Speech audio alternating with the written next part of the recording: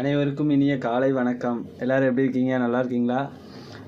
இது ஒரு புரிதலுக்குண்டான வீடியோ தான். வீடியோ ஸ்கிப் பண்ணாமல் பாருங்கள். விழிப்புணர்வு தான். இப்போ நம்ம ஏதாவது ஒரு இடத்துக்கு போவோம், சரியா? ஏதாவது இடத்துக்கு போகும்போது ஒரு பொருளை பார்க்கும்போது நமக்கு ஒரு ஆசை வரும். அதை வாங்கணும்னு நினைப்போம். நம்ம இன்னொரு இடத்துலையும் ஒரு விலையை கேட்டு வச்சுருப்போம். அங்கேயும் இங்கேயும் விலை டிஃப்ரெண்ட்டாக இருக்கும். ரெண்டாவது இன்னொரு பொருளை நம்மகிட்ட அதிக விலைக்கு தள்ளணும்னு நினைப்பாங்க.